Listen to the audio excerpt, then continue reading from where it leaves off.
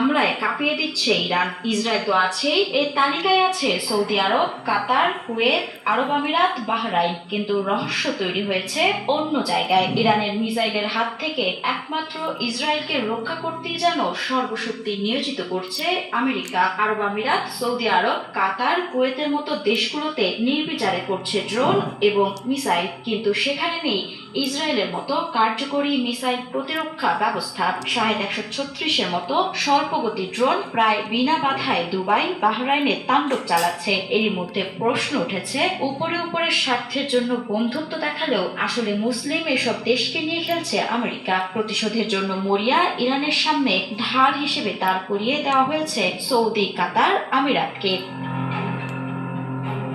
যুদ্ধের বলির পাঠা বানানো হয়েছে আরব রাষ্ট্রগুলোকে। ইরানের বিপ্লবী গার্ড IRGC বলছে, মধ্যপ্রাচ্যের বিভিন্ন দেশে থাকা আমেরিকার অন্তত 27টি ঘাঁটিতে হামলা চালানো হয়েছে, কিন্তু আসল ক্ষতি হচ্ছে সেসব দেশের বেসামরিক স্থাপনা এবং ব্যবস্থা বাণিজ্যে। নিহত হচ্ছে বাংলাদেশের মতো দেশের অভিবাসীরা। তেল গ্যাস বাণিজ্যে মারাত্মক ধস নেমেছে। অপরদিকে ইসরায়েলে ইরানের মিসাইল বৃষ্টি চললেও দেশটিকে রক্ষায় রীতিমতো 3 থেকে 4 স্তরের প্রতিরক্ষা ব্যবস্থা আছে। আমেরিকার সর্বশক্তি দিয়ে রক্ষা করছে ইসরায়েলকে, যেন নেতানিয়াহুর গায়ে ফুলের টোকাও না পড়ে।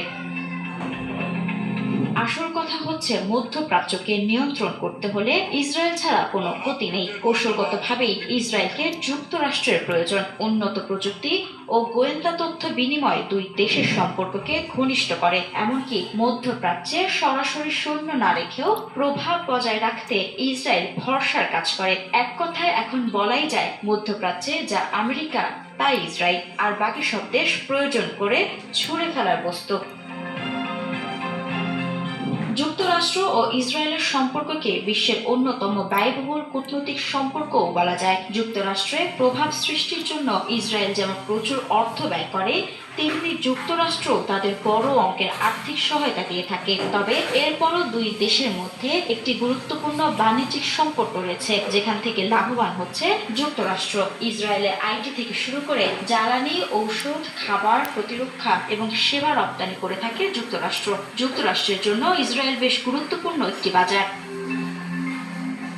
ইরানের নীতিই হচ্ছে, নিজেরা ভালো না থাকলে মধ্যপ্রাচ্যের দেশগুলোকে ভালো থাকতে দেবে না। মিসাইল এবং ড্রোন হামলার মাধ্যমে তার প্রমাণও রাখছে তারা।